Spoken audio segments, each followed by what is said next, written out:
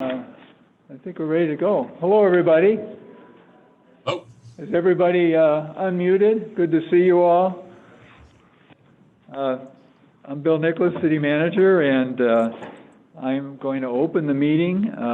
One of our tasks will be to elect a acting chair, but before we do that, I think we're going to do a roll call. So, Ruth Scott, would you do the honors? Representatives, please state your name for the record when I call the taxing district you represent. City of DeKalb. Bill Nicholas. I've been practicing that, by the way. DeKalb School District. Cindy Carpenter. DeKalb County. Gary Hansen. DeKalb Park District. Amy Dahl. DeKalb Township. Lisa King. Kishwaukee College. Bob Johnson. Kishwaukee Water Reclamation District. Mark Eddington. DeKalb Public Library. DeKalb Township Road and Bridge District. Clark Smith. DeKalb County Forest Preserve. 8 present. Thank you. And Amy Dahl has served as the acting chair for the last couple meetings. I would like to nominate her, and the floor is open for any other nominations. Are there any other nominations? I don't hear any or see any. So all in favor of what's... We have to do, I'm sorry, yes. Let's do a roll call on the nomination of Amy Dahl as acting chair. You want a motion in a second? I do. I move that we accept the nomination of Amy Dahl. I need a second. Gary will second. Thank you, Gary. Any discussion? All in favor? Do a roll call. Need a roll call. Sorry. His birthday, everybody, so he gets a little slack. Little, yeah. City of DeKalb. Yes. DeKalb School District. Yes. DeKalb County. Yes. DeKalb Park District. Yes. DeKalb Township. Yes. Kishwaukee College. Yes. 6 yes. All right. Amy? Okay. Then we will move on to the approval of the minutes. We have the minutes of our JRB meeting of July 31st, 2020 in our packet. Take a motion to approve.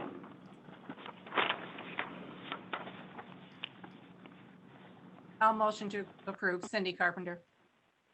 Thank you, Cindy. And a second?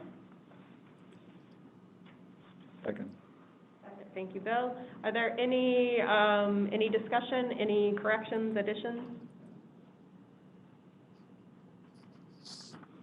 All right, Ruth, can we do a roll call? City of DeKalb. Yes. DeKalb School District. Yes. DeKalb County. Yes. DeKalb Park District. Yes. DeKalb Township. Yes.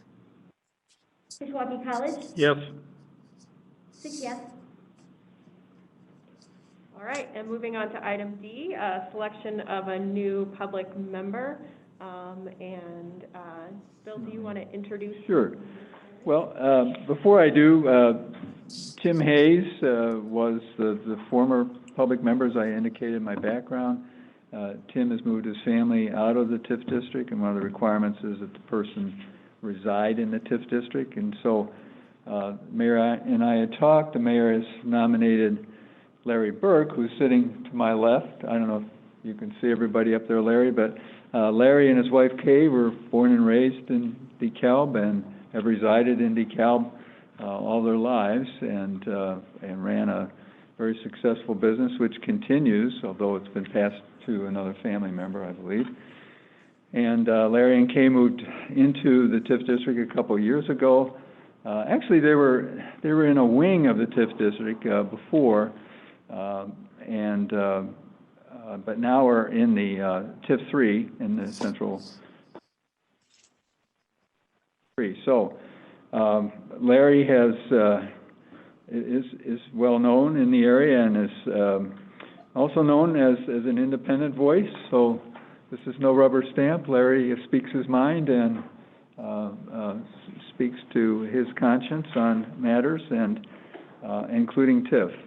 So I support the mayor's nomination, and I am open to discussion on this, if you'd like. So do we need a motion Need a to? motion to approve and then a vote. I will move to approve the appointment of Larry Burke as our new public member. Thank you, Bob. And do we have a second? I'll second. Any discussion? All right, then we'll do a roll call vote. City of DeKalb, Yes. DeKalb School District, Yes. DeKalb County, Yes. DeKalb Park District, Yes. DeKalb Township, Yes. Kishwaukee College, Yes. 6 yes. Welcome. Welcome, Larry. Madam all right, at Chair? this time- Madam Chair, if I hate to interject, but looking at the agenda, I didn't see public comments. I think maybe we should allow for that. That's actually, public participation, I think, is our next item. I missed it then, I'm sorry. Yep, that was where we're headed. So we're ready for public participation. Do we have any members of the public that would like to speak? All right. Where's the best place for her to speak, to be seen and heard? Right there. I can talk loud. Or that, as long as it's kind of picked up on there, Betsy, it's a good mic. I use a teacher voice. Okay, welcome, good to see everybody again, and welcome, Larry. And we've been getting a lot of comments from people since you're our representative. You're the citizen representative now. And your obligation is primarily to make sure that the interests of the public are met. So, as is all of yours. Hopefully you will be discussing something that's been at the top of the list for many, many people in DeKalb, and that is the TIF funds and how they have been expended improperly in the past.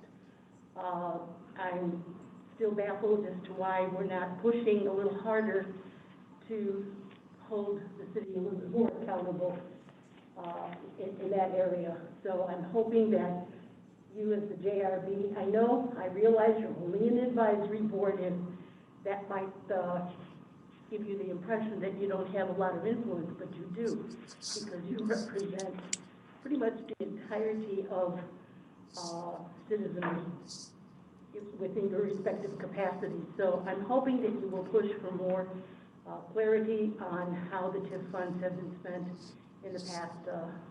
I would like to see a further investigation of that, despite the fact that the city is attempting to do things better now. We still need to find out where things went wrong. You learn from the past, and hopefully you learn to not make those same mistakes in the future. So good luck to you. I'll be watching you carefully. Thank you for your work. Anyone else wish to speak?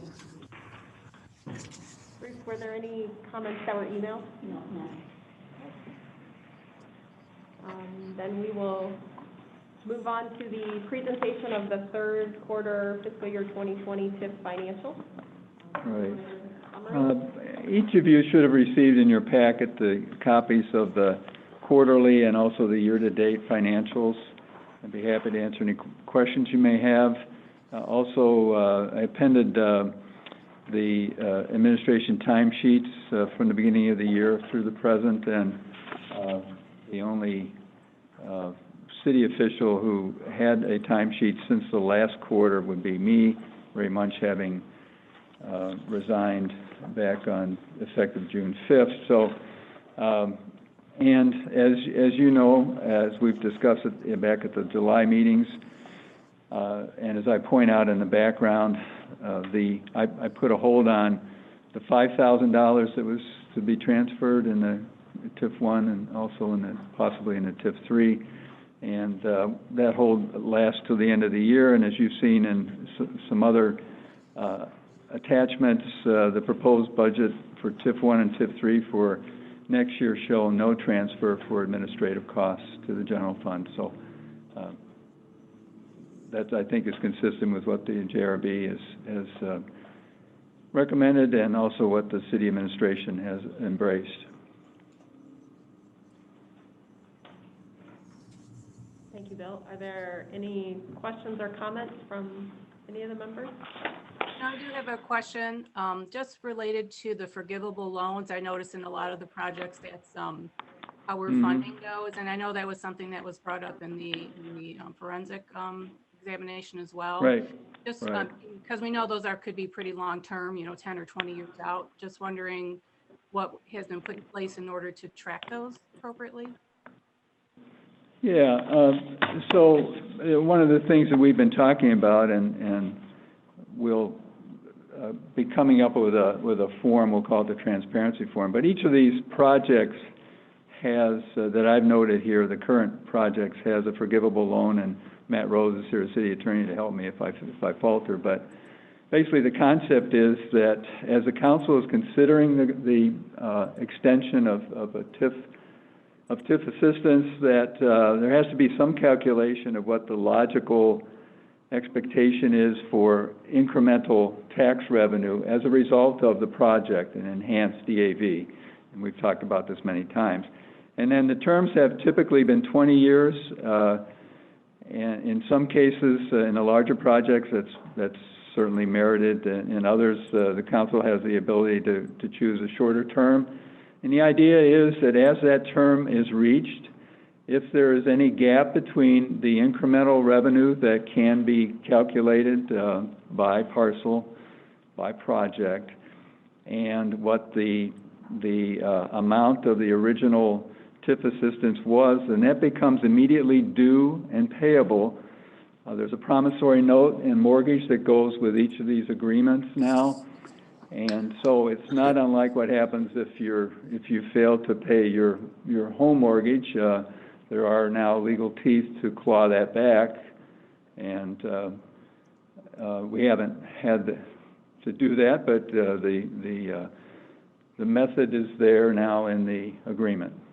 I don't know, Matt, if you want to. Yeah, I think Cindy's specific question was about the staffing to track it, and that is,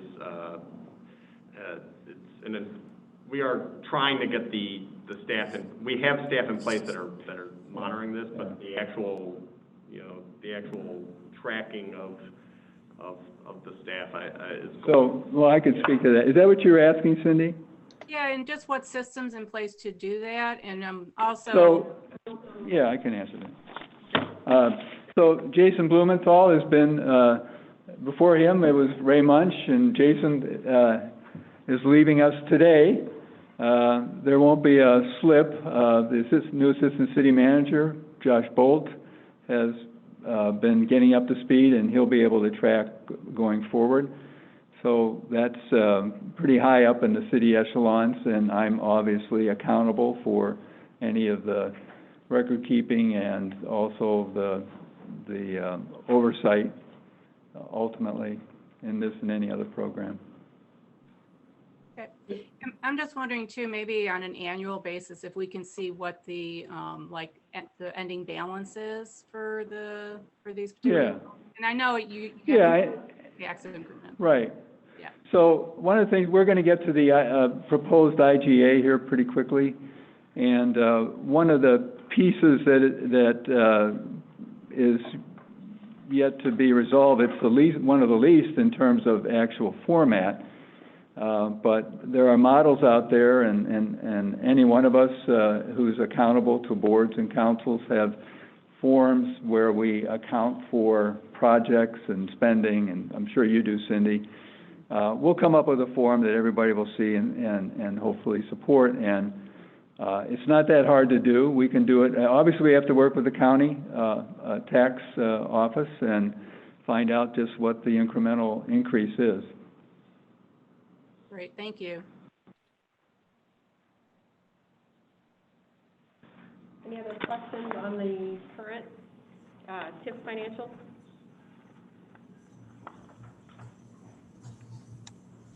All right, then we'll move on to item G, the update on the DeKalb TIF project. There was background included in our packets.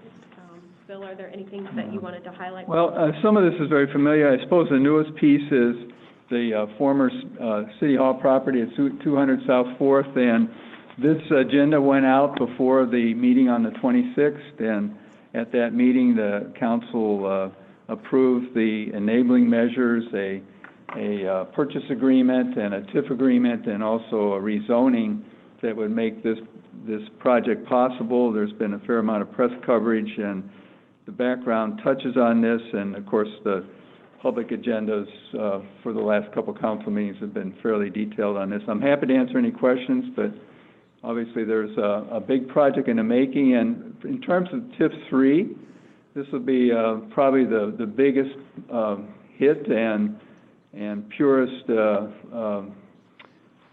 revenue stream that we will have for the life of the TIF. It has been on a property that hasn't been taxed since the late 60s, so this is all increment. Bill, did any of these numbers go down? I saw that we're going down from 4 buildings to 3 Yeah. buildings. Yeah, so, well, I'll take that in two bites. One, in terms of the TIF agreement, no change really, because that was all for utility and infrastructure and demolition primarily. Obviously, we can't use it to build the new pieces that are coming up out of the ground, so essentially the same. There are 3 buildings now instead of 4. The 2 of the buildings that were facing 4th Street are slightly bigger. The one facing 5th is slightly smaller. It's a modest change, and at the time of the council meeting, we were just dealing with the architectural renderings that have been produced in the days leading up to the meeting. So as far as pricing that, I'm not sure, but it may go down a little bit, Gary. Right now it's pegged at a little over $200,000 a year, and it might be $190, somewhere in that area, something like that. Thank you. As we know a little bit more about the construction plans, we'll be able to draw a better beat on what the actual revenue will be. Thank you. Bill, this is Gino. Was that item G, Gino? 4th Street? Was that 200 South 4th Street? Yes. Okay, thank you. Are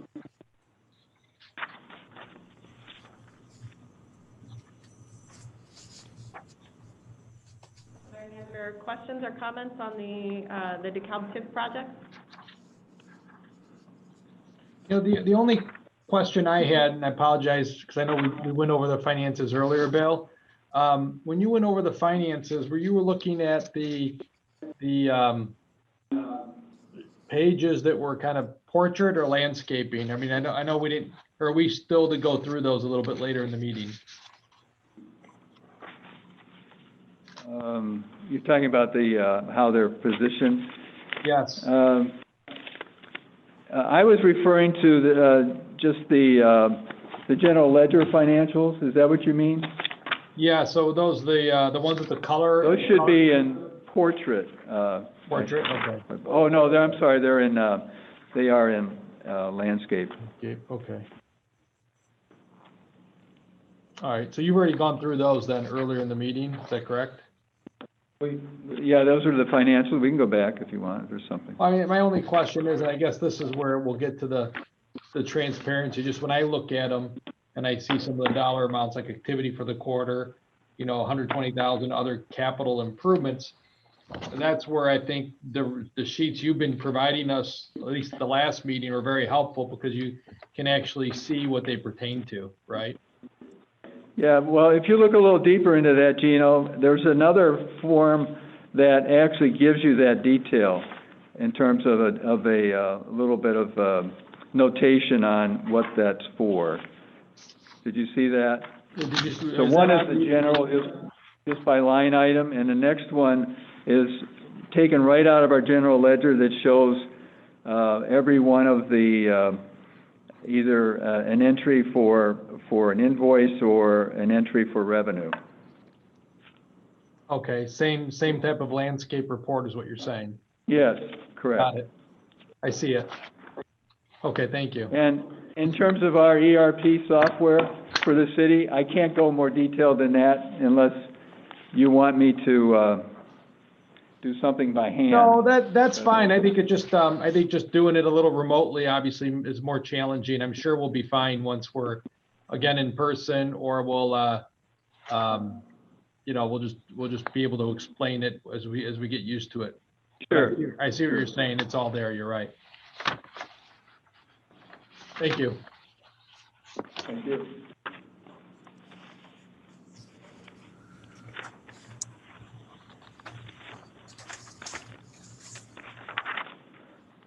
I might add just one last thing, Madam Chairman. There are a couple of other spreadsheets here. And these, as we get into the discussion of the IGA, you see a couple of fairly busy spreadsheets that look like budget sheets.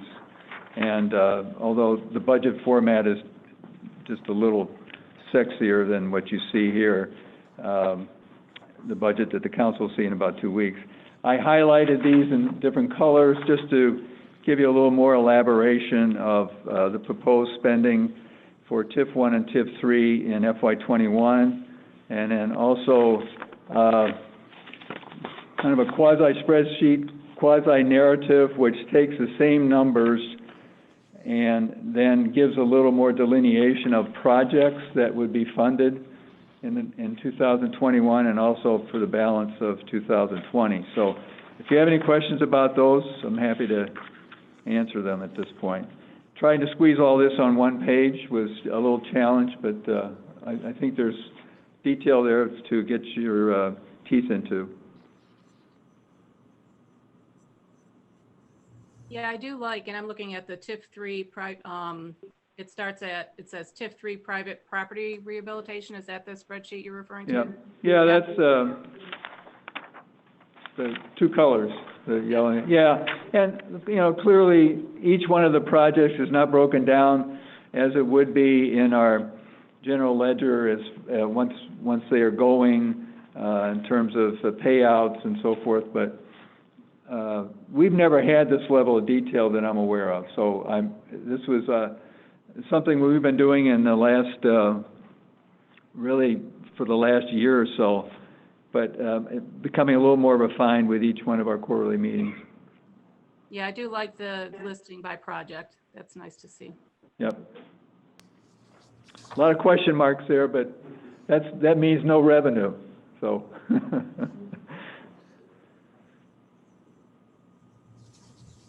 Okay, are there any other questions or comments on the TIP project? Okay. And we're ready to move on to item H, which is the discussion of the proposed intergovernmental agreement. And just earlier today, we received some documents as well. We've got a couple different versions, so if, Bill, you want to tell us? I'll set this up, open it up, and first I want to thank everybody for taking some time to read through this, but particularly Gino and Gary and Cindy and Matt Rose and one of Gino's associates who, I hope I didn't miss anybody, but who have been working for the last 3 months, really since our last quarterly meeting, on a draft intergovernmental agreement that would address the concerns that have been raised here in the last year, and which we have been moving toward resolution of, but it hadn't been put into a draft IGA, and we have that now, and Gino Galuzzo has a lot to do with that. He was the wordsmith of the first draft.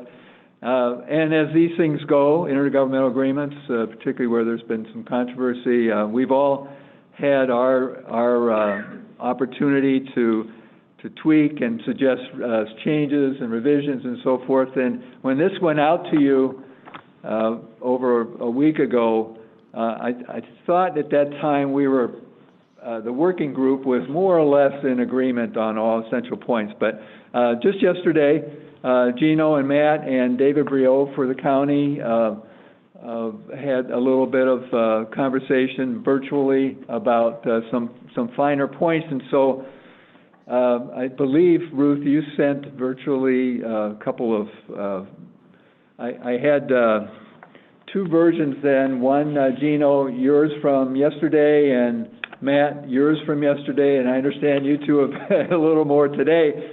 So I think somewhere here there's a master, at least from the working group, a master agreed version. At this point, Gino and Matt, I ask you, is it A or B, or is it a C that I don't have here? Let's go with Matt's version. Matt and I've talked. I think all the changes were non-substantive. They were more stylistic. Okay. And I think. Okay. Do you want to then work through it a little bit? Absolutely. Kind of one. Okay. Thank you, Gino. And again, but for this working group, I'd be sitting here again with a blank piece of paper saying, what do you want to talk about? So thank you all for the help that you've given. So let's start at the top. Now, this agreement is to involve all members, all voting members of the JRB, and all local taxing bodies that, even those that don't have votes, that contribute tax to the local tax bills, and we have to keep that in mind. The whereases are partly retrospective in saying what's the point of the IGA and why is there an IGA? And I think they're self-explanatory, but does anybody have any comment on those sections? Well, Bill, I do, on behalf of the township. Sure. Just one thing we noticed going through the whereases, these appear to be functioning definitions of, for example, TIF 1, TIF 3. Okay. Later in the document, there are numerous references to TIF 2. We would recommend the addition of a whereas to address understanding it is different in terms of its activity level, but just something so we have a historic record of what we're talking about when we talk about TIF 2.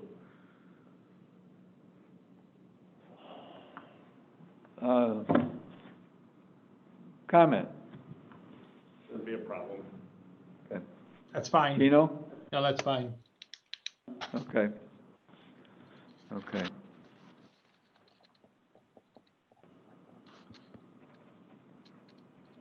Okay. Any other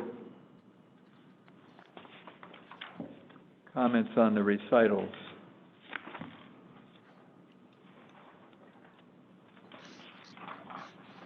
Okay. Now, as we start moving through the text, and I'm not going to go down every item here, maybe you have some specific questions. I did want to touch on the red line portions that are new to the document since you got the mailing about a week ago. But clearly what we're trying to do is talk about questions that the board brought up back in late July, and these included the surplusing in TIF 1, and was there to be any change in there was no IGA a year ago when the JRB had a consensus that we were going to end TIF 1 a year early, so that is incorporated in this agreement. And then there's also a surplus framework for TIF 3, which we have been talking about but hadn't been articulated or spelled out, so that's in here. And then there's also this IGA also addresses the sales tax increment, which heretofore has been, the city has claimed most of it, and the state of Illinois has gotten a payment. And the agreement talks about how that share that was staying local and was just going to the city's general fund is going to be surplus in the same manner as the proportionate shares of the local taxing bodies would claim. Are there any questions just generally about those conditions? Okay, on page 3, I may have missed one, just a minute. No. On page 3 at the bottom there is what this is trying to do is to address just what is the form going to be, the report. I think for the purposes of the IGA, it says that there shall be a report that on a quarterly basis the city will submit to the JRB members that would detail the use of the funds and remaining commitments, and this could also get to the concern that Cindy brought up earlier. So the form is, I think, I'm not going to say it's easy enough to generate, but others have forms, and we will borrow from them, and ultimately you'll be the judge of whether it's enough information or too much information and so forth. Bill, I have this is Gino, I have a spreadsheet I've created with kind of some minimalistic that won't be too cumbersome, I think, for you, and I'll send that to you, and I have some copies of that attached into an exhibit format, so it's easy to attach to the agreement if everybody agrees. So sorry I didn't send that out earlier, but I'll forward it to you, Bill, following this call, and you and I can have some discussions as to whether it's easy enough to produce, and then we can share it with the group. Okay. All right. Bill, I do have another question, and this is under paragraph 4, the payment of TIF 1 surplus payment, and actually any subsequent reference to potential payouts. Just based on the fiscal year that the township and the road district have in particular, getting a payout in March is very problematic in terms of the fiscal year, where we get a potential lump sum put into and maybe we set up a dedicated account, but as it stands, into general funds, which can create a tax levy objection if we get an unnatural inflow of surplus funds. Would there be flexibility to potentially have any surplus payments made at another time? And I'm also respectful to the fact the school district's fiscal year is different than the township's, which is different than the city's. But is there some flexibility in how surplus payments might be made? I appreciate your consideration. We're on a calendar basis now. The tax year's on a calendar basis. The county collector addresses that or takes into account that calendar basis. I think we'd have to change a lot of things, not just the city's financial accounting, but how the county will address this. I think the solution may be what you touched on in passing, which is that you can set up an escrow account. This isn't something that's there are probably not numerous occasions where this is a case, and it can be identified year in and year out as a certain payment, in this case a surplus payment. I would think your auditors would be able to account for that. I'm going to tell you, with my limited financial staff, I'm not offering a solution to you other than what we've normally done and been doing, frankly, since 2011. With annual surpluses. So this is the first I've heard of the problem. It doesn't mean it hasn't existed, just I haven't heard of it. Bill, this is Gino, and just in full disclosure, and I don't know historically how you guys have done it, but I just want to make sure it works. Looking at paragraph 4, the way it's worded is the 2020 taxes collected by the county in 2021 would be distributed by the city in that same year in 2021. I think historically you might have been paying those out in the following year, which would have been 2022. But I think the county funds those over to the city early enough, and sometime between October and December, that you could pay those out. But I want to maybe draw your attention to that to make sure it works from a timing perspective with you.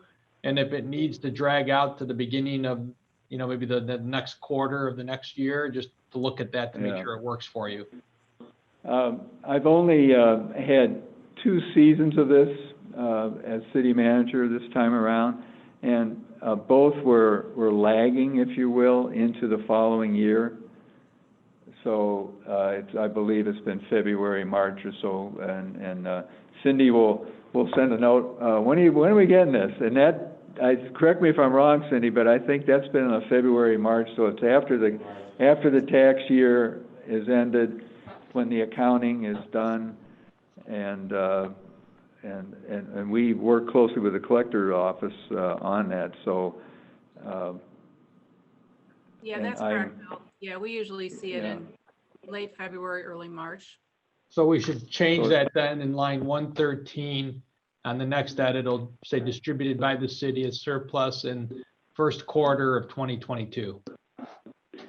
And I'm trying to think, and Gary, maybe you know, but it seems to me maybe the collector does the distribution to the taxing bodies. Can somebody comment on that? I don't know that the city does that, actually. Right, the city pays the money to the county collector, and then she sends that money out, based on your property tax distributions. But they close out the accounts pretty much by the end of November of a year. So it could happen yet in 2021, but as Gino says, you probably usually roll to that first quarter of 2022 in this example. Right, it'd be the following quarter. So if you could put that into words, I think that's what we're trying to do. Maybe Gino's no later than the first quarter of 2022, as your example. So that's everybody's flexibility. It doesn't really get to the township's issue, but I would argue accounting wise, they need to account for that money when it's earned, not whenever they decide to receipt in a Gary, cash receipt. well, that's a good point, I guess. And Cindy, in the past, when you've gotten your surplus, does it come from the county collector?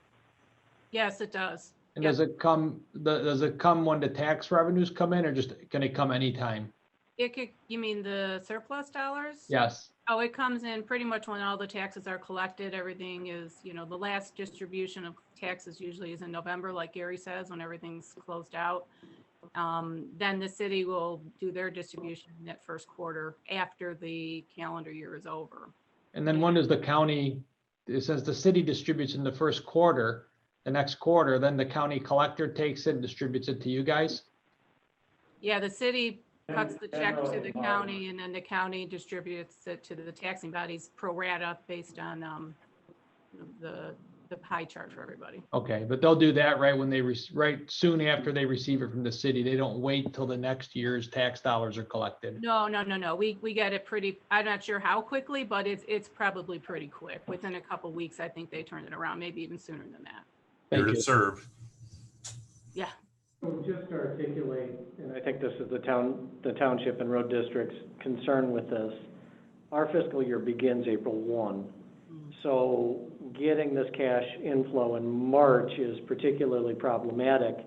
I believe most members of the JRB were sued this past year for a tax levy objection, and some have been repeatedly in years past.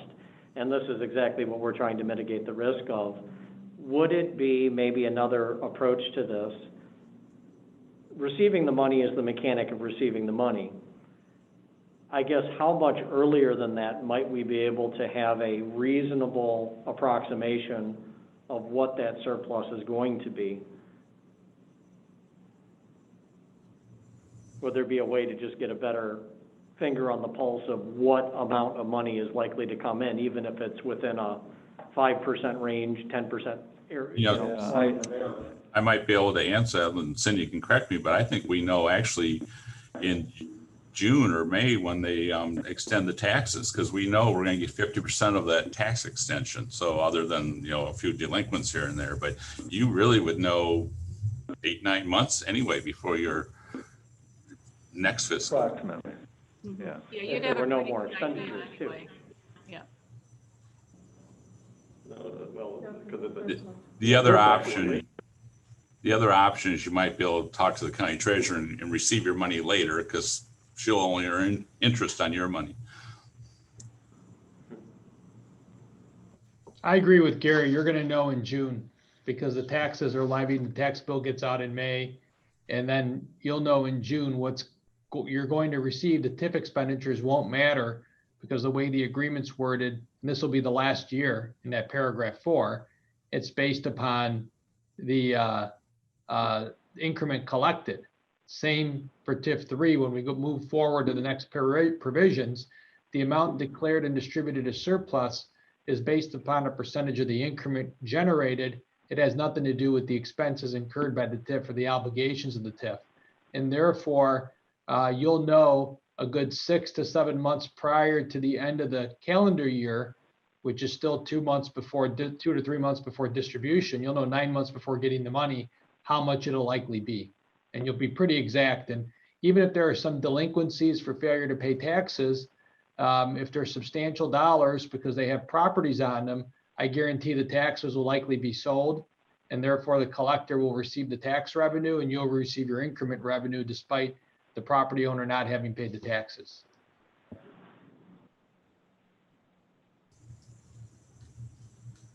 I think we're good on that point. Okay. Okay, good. And thank you. Sure.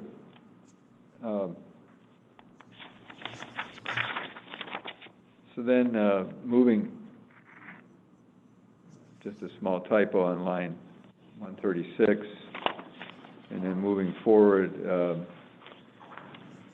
lines 185 to 188, there is some redlining, and maybe Matt or Gino, you could explain the changes and what was achieved by them. I'm sorry, where are you again, Bill? Lines 185 to 188. This, a critical component to the intergovernmental agreement is the porting, quote unquote, the transfer of TIF eligible funds from TIF 1 to TIF 3. And there are several reasons for why that's a critical component, and which I can discuss if people want to, but one of or not, right? But one of the elements is is to port that money. So this just talks about that we are doing that, that we're going to port from TIF 1 to TIF 3, and that's it, really. Gino, other thoughts on that? Or? Yeah, I mean, this was predominantly driven by the Dave Brialt at the county. There was some ambiguity in that provision before the red line, and it was thought, at least from his reading of it, and it was different than mine, but I certainly think his reading's a reasonable one, which was that the taxing body shouldn't be certifying that the distributions made are appropriate, and that was not the intent. The intent was only that we were agreeing to the porting, and we were agreeing that the costs were going to be utilized for those identified in Exhibit C, which was the colorful figures sent out bill.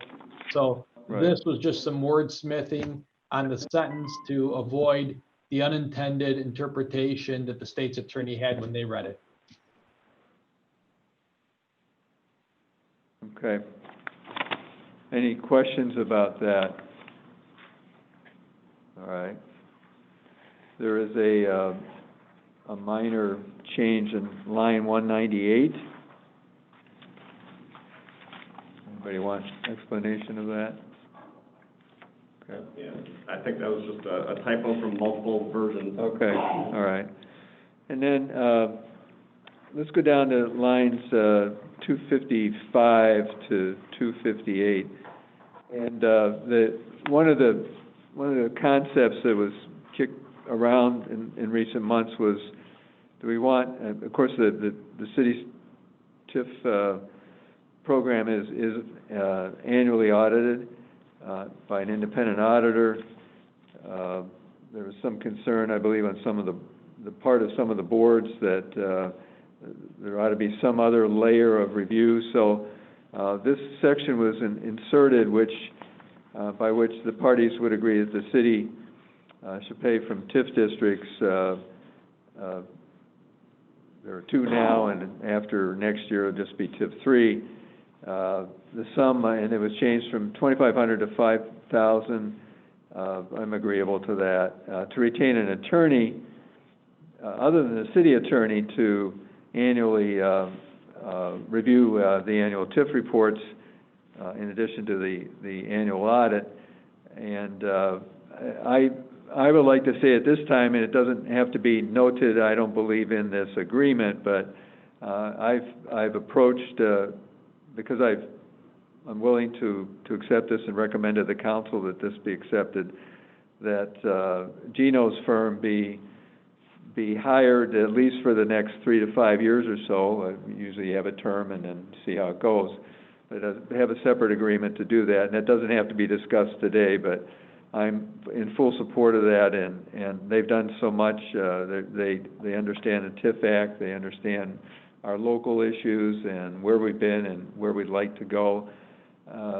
It's to rope in somebody else to come in and kind of start at the beginning, it would be a daunting task, I would think. At least it would take a while to get up to speed. So just as a sidebar, I'd like to pursue that unless people have a concern about that.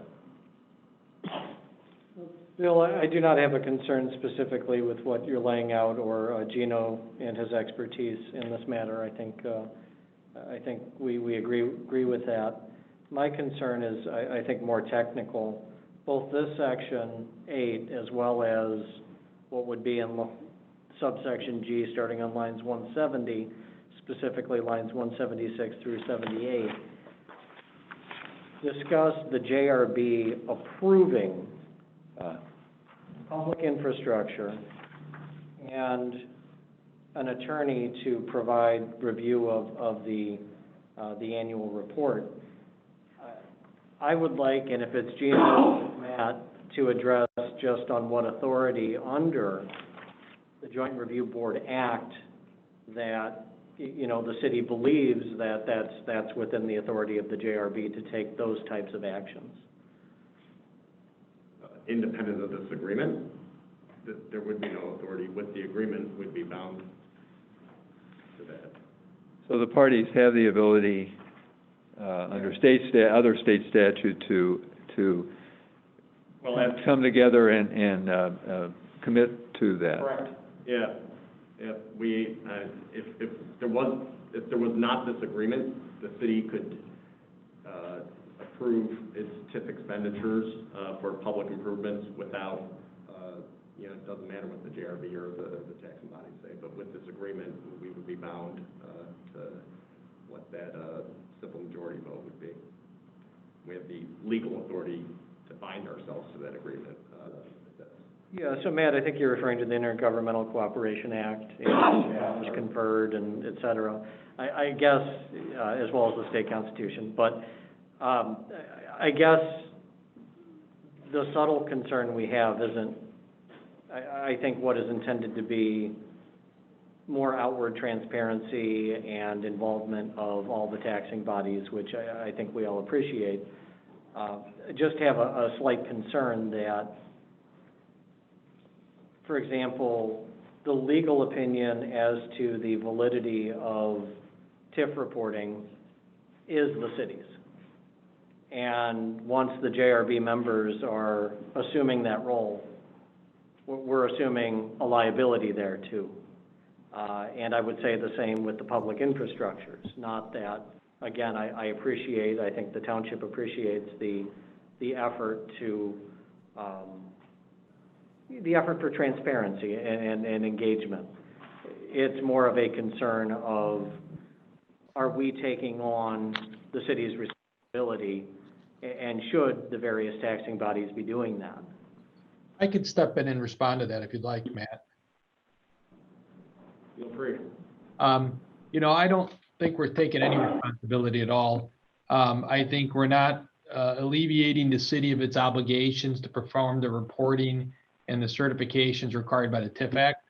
If anything, paragraph number 8 is meant to provide an independent view and review of the report for the benefit of the JRB members, because historically through the process, what the JRB members have said was, you know, we're all busy with our own jobs, our own positions at our own taxing entities, and it's a lot of information to look through, and we certainly don't have the time or the technical expertise to look through it. So I don't think paragraph 8 was meant to be, and nor do I believe it does, create any liability on the JRB. It's just meant to have some dollars available for an independent representative on behalf of the JRB to review the annual report so that if there's questions in the transparency, we can point them out to the JRB members. I think with regard to the other section, let me just go back to it again here. It was the infrastructure projects. I think I agree with Matt in that if the JRB did not have the ability through this intergovernmental agreement to say, we need to approve infrastructure projects, the city could do what it wants with infrastructure, with the dollars out of the TIF. It can utilize them for any eligible cost. So here the city through the intergovernmental agreement is just saying, we're agreeing not to use them for public infrastructure projects unless the JRB approves by majority vote. And again, that doesn't create any liability upon us. It's just an approval. Are we going to allow the city to use it for certain infrastructure projects? Because I can tell you in some cities and they use the dollars out of the TIF for personal infrastructure projects that don't really generate much increment growth or redevelopment benefit, but they do it just to avoid having to use their general funds to fix, let's say, streets or sidewalks, as opposed to and they use the TIF money instead. So again, I don't think either one of these two items creates any liability on the JRB. And it was part of the compromise, I think, with the city to say, let's make sure we set up a process. So go forward, the TIF's utilized in the best possible manner to achieve the outcomes we all want to see, which is redevelopment of private property, hopefully growth of EAV along with that also. But I think to the point that's being made, not necessarily about liability but I think this provision, as is being pointed out in 8G, it is a significant change in the role that the JRB has from what the JRB has had in the past. It's whether there's liability, whether that's good or bad, I think it's important that is acknowledged and it, tucked into item G. This is a change because suddenly the JRB will be voting. Instead of just getting a report on projects, there may be projects where the JRB is being asked to approve or not approve projects, if I'm reading that correctly. And that is a big change. Yeah, I'm sorry. Who is that speaking? Because I don't have a name on that. I'm sorry, this is Amy from the Hi, Park Amy. District. So Hi, Amy, that's fine. So let's look at, it's actually paragraph 6G, not 8G. And 6G just says, except for architectural improvement program funds, which not exceed $25,000 per project, all projects are to be placed before city council for vote on a final action to be disclosed to the JRB 14 days ahead of time. So, we're going to be provided with a copy of the agreement, a summary of the project, the costs and incentives associated therewith, and the public benefit being anticipated. And they're agreeing not to use any public infrastructure unless the JRB agrees. So the first part of that paragraph 8 or 6G is only saying that we want to be provided advance notice before they vote on something, as opposed to just having a 48-hour notice. As a taxing body, I just think that helps in transparency. I think part of what happened in the past when, the $11 million got utilized was, projects were getting approved, and I don't think the prior JRB was really looking over it. And there is an annual oversight mechanism. That's why you're meeting annually. You're supposed to have somewhat of an oversight. So this provision ensures that it makes your oversight easier. So as projects are coming to city council, you're just given a heads up on them. You don't have to approve them. You don't have to review them. You can throw them away in the garbage if you want. But for those taxing bodies that want to look at them, they can look at them. And if they think there's a problem, it doesn't stop them from reaching out to their alderman and saying, hey, what are you doing? Are you sure this is a good project? So there's nothing required of you there. It's just a notice requirement of the city. The last provision is just saying, we don't want you using this for just general street maintenance, public infrastructure that you're required to maintain with your tax dollars. That is a big give by the city. You're absolutely right. But the whole idea was originally there was a lot of protest to having TIF 3, whether it was going to be utilized profit to achieve maximum objective. And you're right in that is a new authority that the city's willing to give, or I should say a self-limitation that the city's saying, we're agreeing to self-limit ourselves not to use it for infrastructure unless approved of by the JRB. And that's a discussion you guys have to have as to whether or not you think that's important enough. The concern is that if you give up on that provision, you know, we all love Bill. Bill's doing a great job here with us in these TIFs and the current administration, but a TIF's out there for 23 years. And there's nothing to say in 7, 8 years, we might have an administration again who says, hey, budget's tight. Instead of using some of that TIF money to help businesses and help buildings in the downtown, let's just use it to kind of help fix our streets and fix our sidewalks as opposed to using our tax dollars out of our normal budget. That's the purpose of that provision, but it's certainly up to the taxing bodies as to whether or not they want to retain that ability out of the JRB to say, we'll approve it or not. Go ahead, Bill. I am going to draw everybody's attention one final time to a particular infrastructure project which has been supported here and also in conversations with the council over the last year and a half, and that is in concert with IDOT, the reconfiguration of the downtown lanes from 1st to 4th to narrow what's now a pretty regular truck raceway from 4 lanes to 3. That's been on this sheet for some time. It's here now. This would be an exhibit. That's the only one we can think of.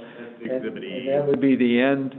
Yeah, that would be the end of it because that's using some monies that have been ported from 1 to 3 by the end of the year next year. So TIF 3 will probably, to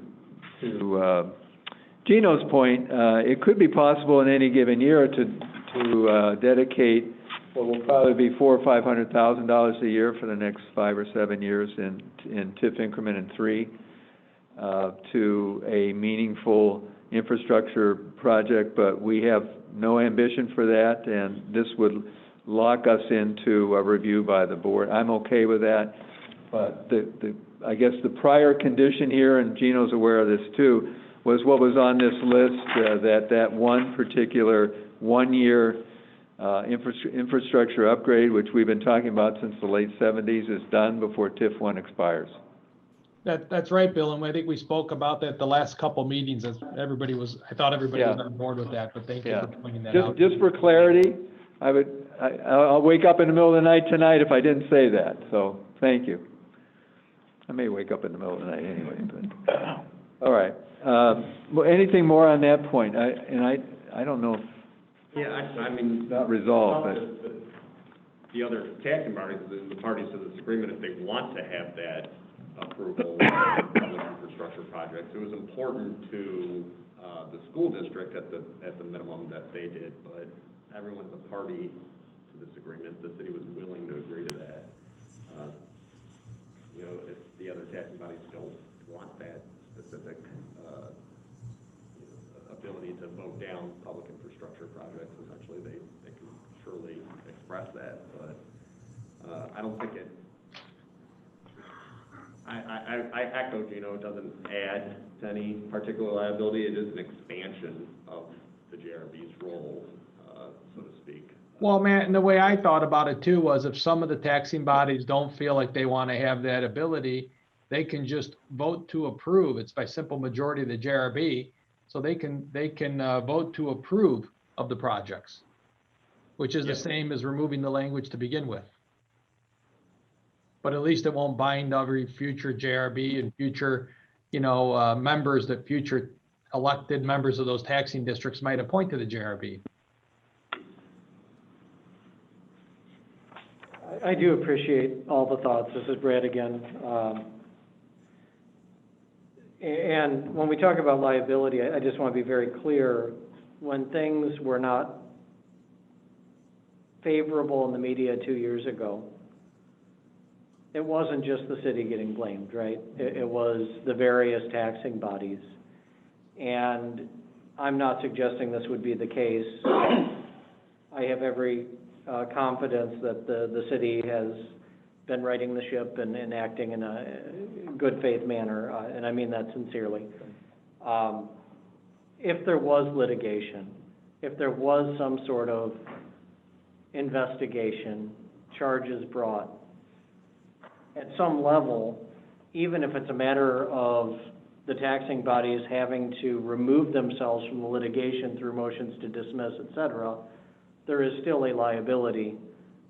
The more we are directly giving consent to particular projects or for a second attorney to be reviewing what the statute already requires an attorney to review for acceptability.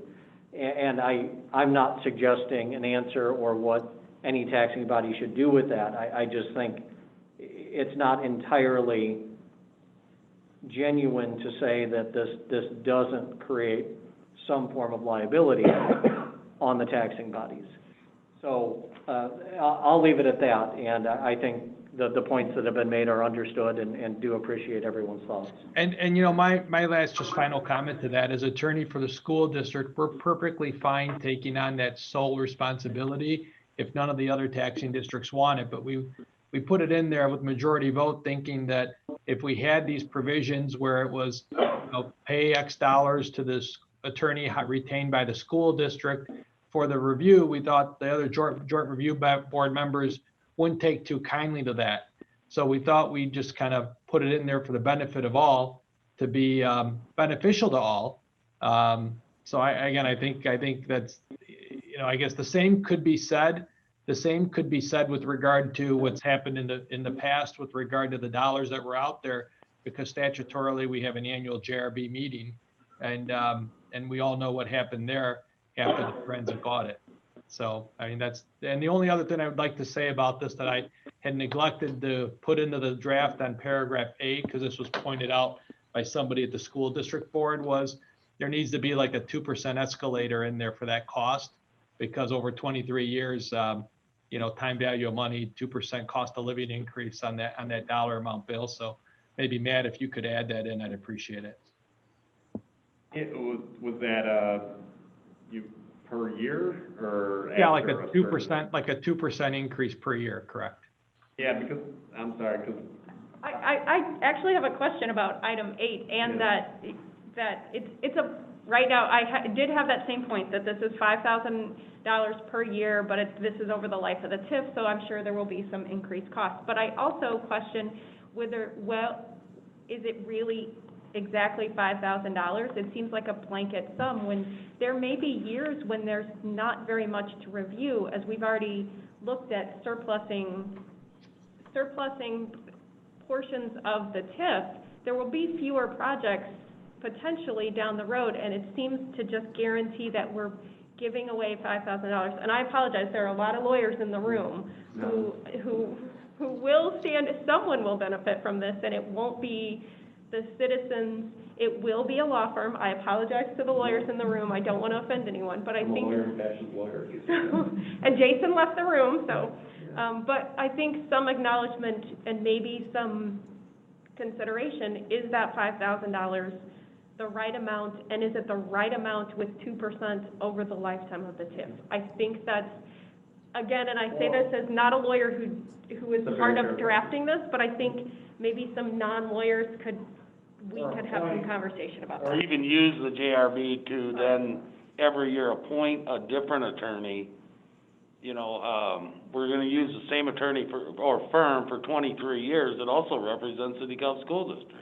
No, that's just, let me just step in to make sure that's it. I've not lobbied to have this be myself or anything. Bill had suggested that.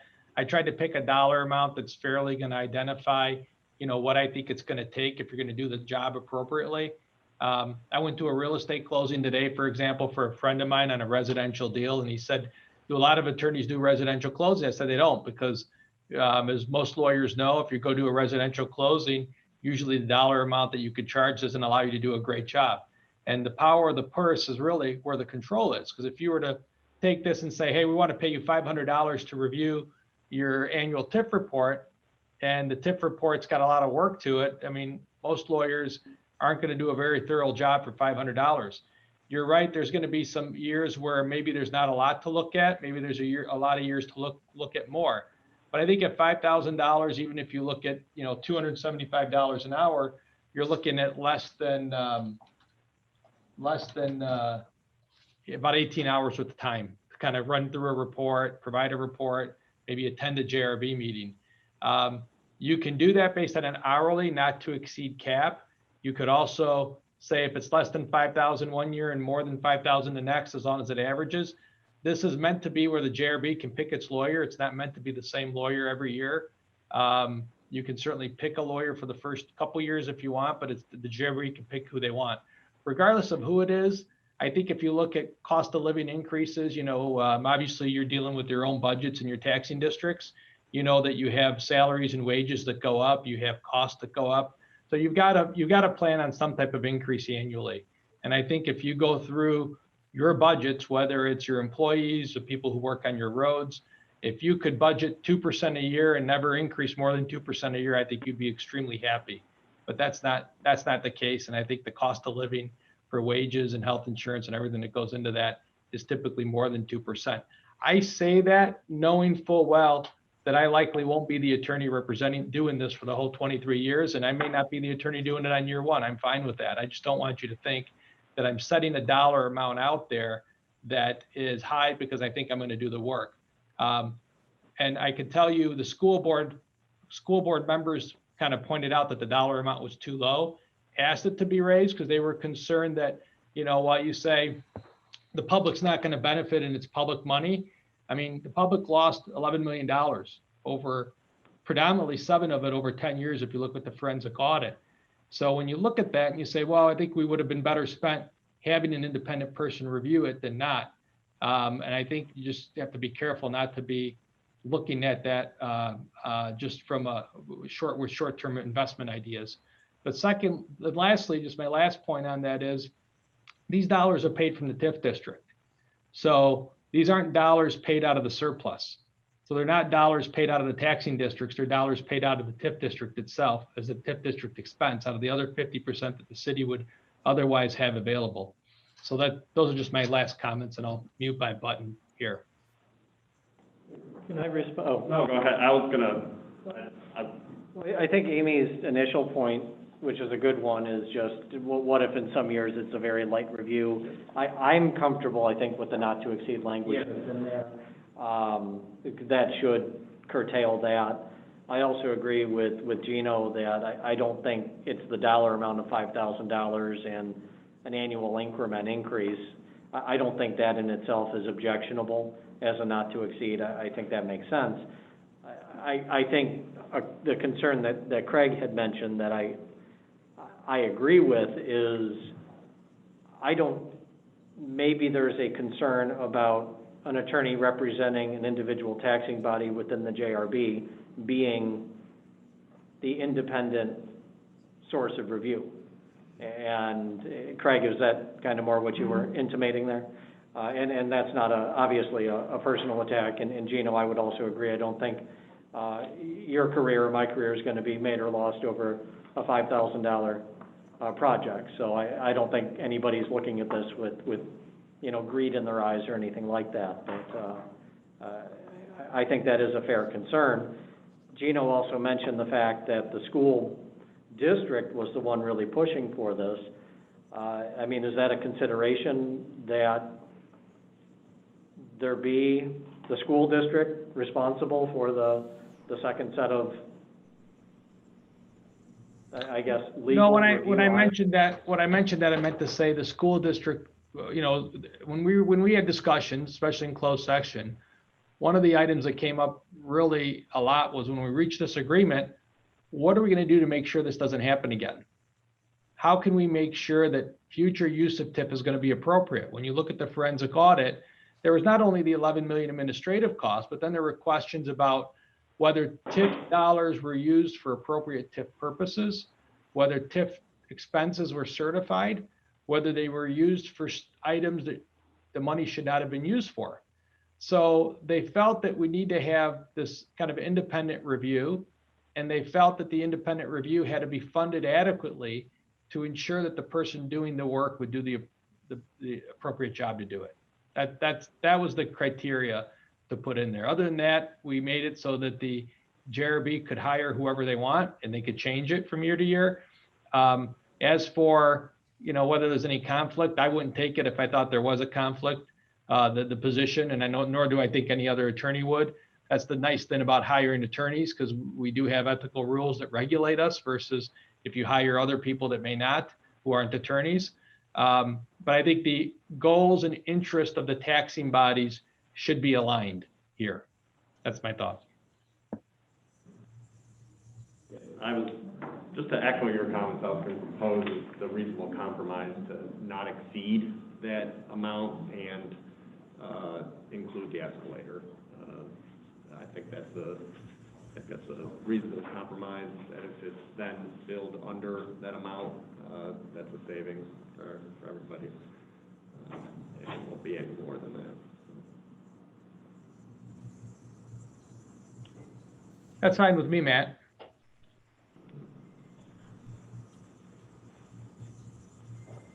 So the proposal is to go with the language with the revisions that the amount would not exceed the 5,000 except for a 2% annual escalator, or some words to that effect. Is that right?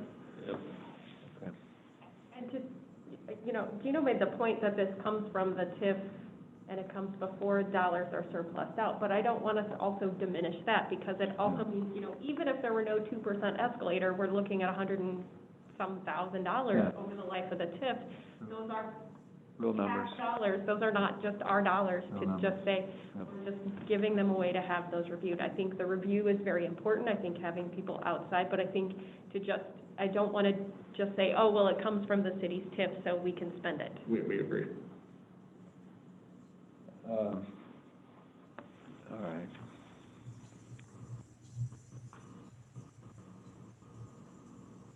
Yeah, I think there's only 2 paragraphs left, but they're, one of them perhaps the more meatier one.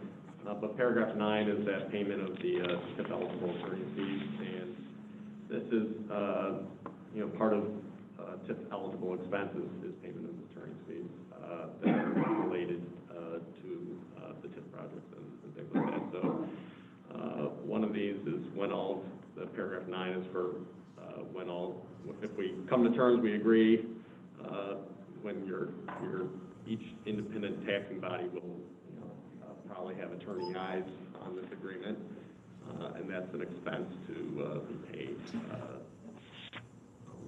So that's all that's saying. Those amounts are blank, because we don't know what each taxing body's reasonable attorney's fees are going to be for this. Yeah, but the city is willing to make that payment. We are. I want to do a caveat here.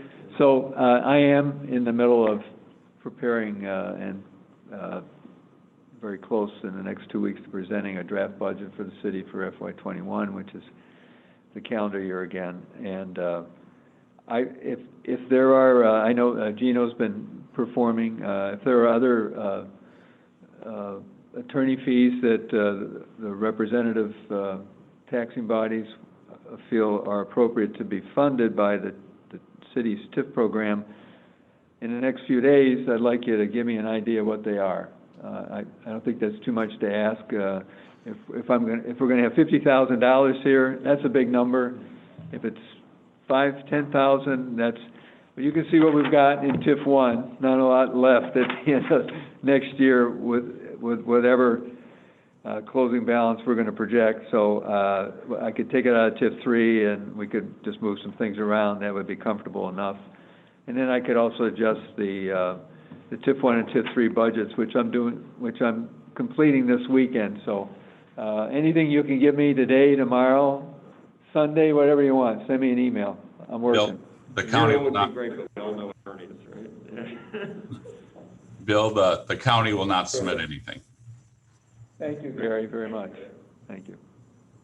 But it's in here, so if others have a proposal to make, I'm happy to figure something. Yeah, and nobody should be worse off because they want to review and sign off on the agreement. Yeah.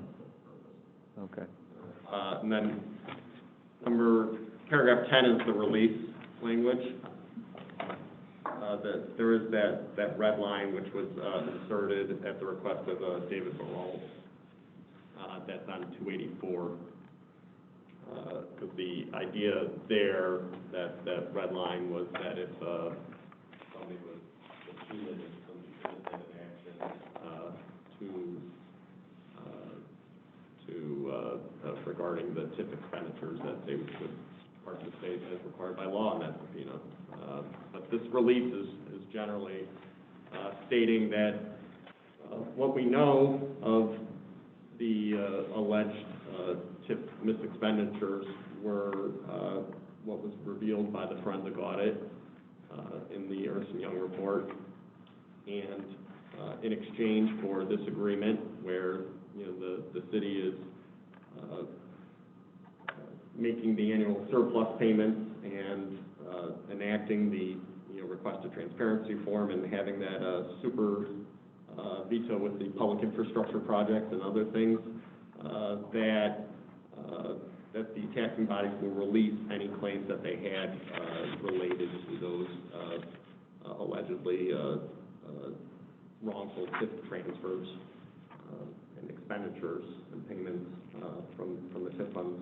That's only for old claims. Everything that was prior to the date of this agreement, that all that we know about is what was identified by the Ernst & Young report. And it says, I want to stress quite clearly that this is a limited release, that if there's evidence that shows that the city wrongfully concealed TIF expenditures, either through fraud, deceit, willful non-conduct, or wrongful concealment, that the city misappropriated those past funds, that the taxing bodies can still come after the city and try to make those claims.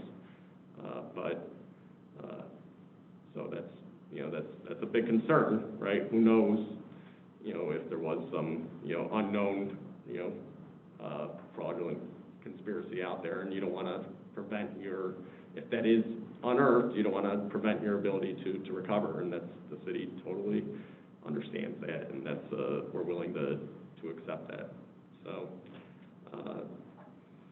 and again, has no bearing, no release of liability whatsoever with respect to any future expenditures, which hopefully won't happen because we'll have this agreement in place. So, any questions or any additional comments on that?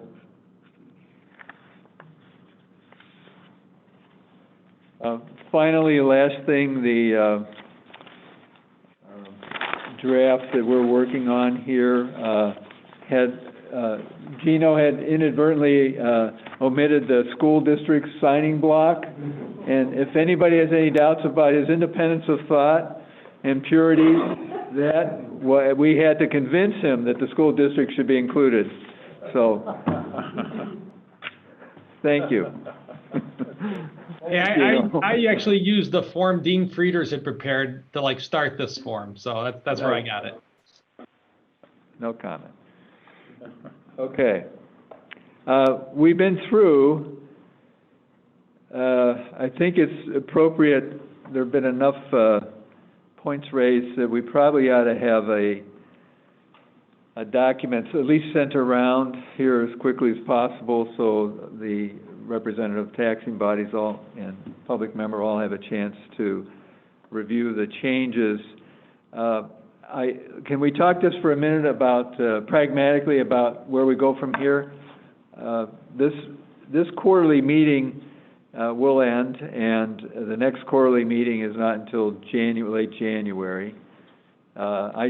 For one, I don't think anybody else wants to wait that long to put a bow on this. If we could, in the next week or so, pass a revised draft around, and if it's agreeable, and maybe we can virtually sign off, if everybody can respond by email, I think that's agreeable.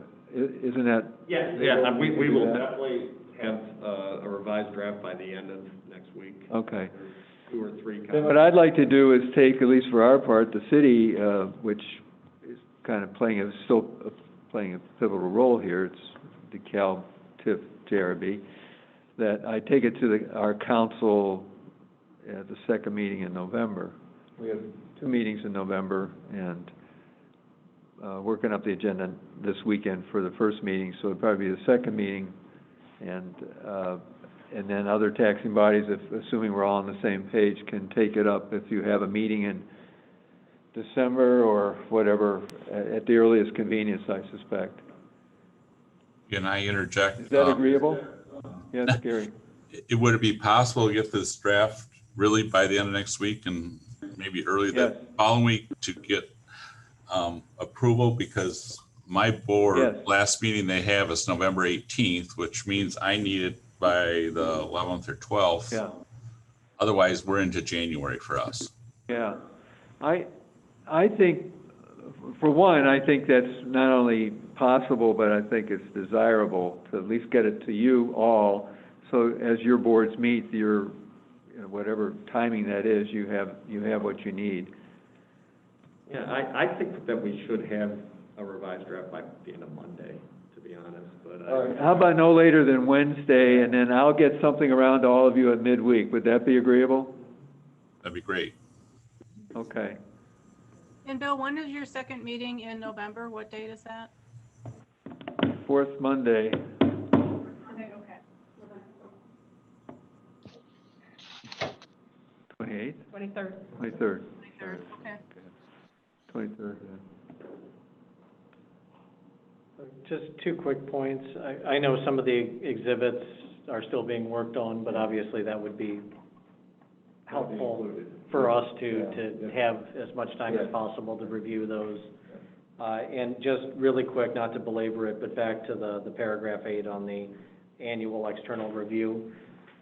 And I know it's the intent, but would it be all right to just add language that says something to the effect of, this external review shall not replace, nor is it intended to relieve the city of its responsibility to provide legal approval of the TIF report?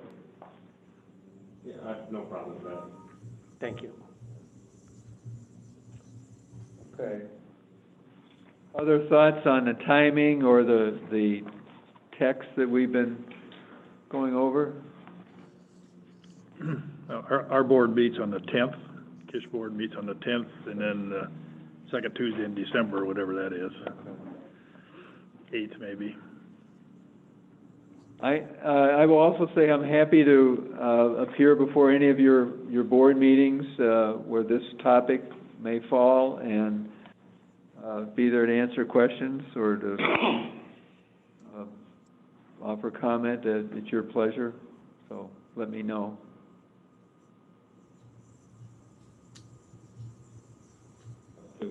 Yeah. Thank you. Any other comments, questions, anything else about the proposed intergovernmental agreement? Can I just say one thing? Just maybe it's a personal note. I've known Gary Hansen for, I don't know, 35, 40 years. And I've had, this time around, the pleasure of working closely with him in his capacity as county administrator and my capacity as city manager. And his role, and I think, Gino, you'll agree to that, his role in the working up of this IGA and the improvements that we've all collaboratively come to in the last year and a half has been large. And Gary has announced that he's retiring. This is not an announcement that isn't already out there, Gary. Is this Right. okay? And Now. so well, at the end of the year. So I think, as much as anything, of course, we all have reasons for moving this along, but I think it's something that we ought to try to put a bow on while Gary's still county administrator. So I think it's appropriate, and I recommend that we strive to do that. Thank you. That'd be great. Yeah. Just my 2 cents too. I'm just incredibly appreciative and commend the ability and goodwill and spirit of camaraderie that all the taxing bodies have had. There's been could be an incredibly divisive issue, but it's the same spirit that everybody had when we welcomed Sahara and the Facebook developments, that in talking to those representatives, they were all amazed at how quickly the taxing bodies came together and how cooperative and quickly they did so to bring that. And something like this, I've been involved with, and they're not easy issues, they're tough issues, you know, and people represented everybody in their respective districts zealously and fairly and in, you know, the public interest, but at the same time, it was with that same spirit of collective interest that everybody had that bodes well, not for just this, but, you know, in terms of the future and the future of economic development and climate here. So I just wanted to personally thank everybody that I've dealt with. I know Bill feels the same, and that others do too. So thank you.